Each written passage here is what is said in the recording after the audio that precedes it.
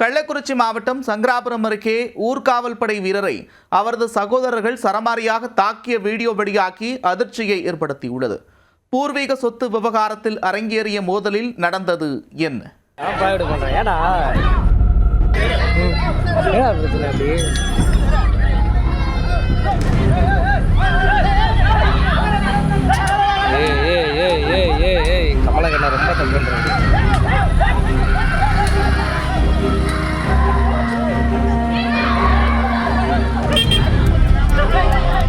ஊர்காவல் படை வீரரை சொத்து தகராறில் சரமாரியாக தாக்கிய சகோதரர்கள் சொத்தை பிரித்து எழுதித்தரச் சொல்லி அழுத்தம் கொடுத்ததால் ஆக்ரோஷத்தில் முடிந்ததாக கூறப்படும் சம்பவத்தில் நடந்தது என்ன?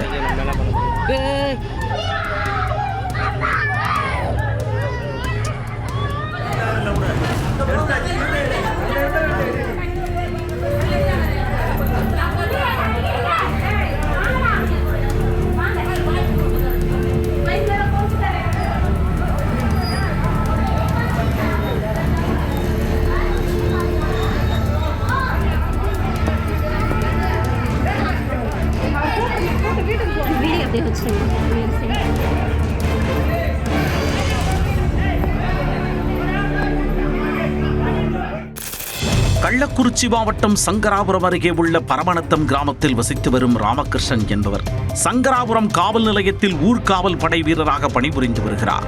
அவரின் தந்தைக்கு சொந்தமான 4 ஏக்கர் பூர்வீக நிலத்திற்காக உடன் பிறந்த 3 சகோதரர்களுக்குள் நீண்ட காலமாக பிரச்சனை நீடித்து வருவதாக கூறப்படுகிறது. தனக்கு சேர வேண்டிய பங்கை பிரித்து எழுதித்தரச் சொல்லி தனது அண்ணன்களிடம் ராமகிருஷ்ணன் கேட்டு வந்ததாக கூறப்படுகிறது.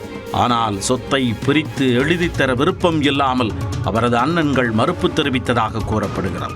அது தொடர்பாக குடும்பத்திற்குள் பிரச்சனை ஏற்பட புதன்கிழமை படுபயங்கர சம்பவம் நடந்தது. பணிக்கு சென்று கொண்டிருந்த பொழுது முரார்பள்ளம் அருகே வழிமறித்து சீருடையில் இருந்த தம்பி ஊர்காவல் படை வீரரை கற்கள் மற்றும் தடிகளால் தாக்கி காயப்படுத்தினர்.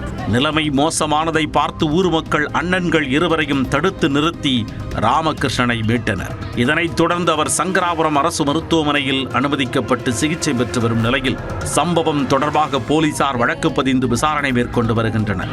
சட்டத்தை காக்க வேண்டிய காவலர்களுக்கே இந்த நிலைமை என்றால் பொதுமக்களுக்கு என்ன பாதுகாப்பு இருக்க போகிறது என சங்கராபுரம் பகுதியைச் சேர்ந்த சமூக ஆர்வலர்கள் அச்சம் தெரிவித்துள்ளனர்.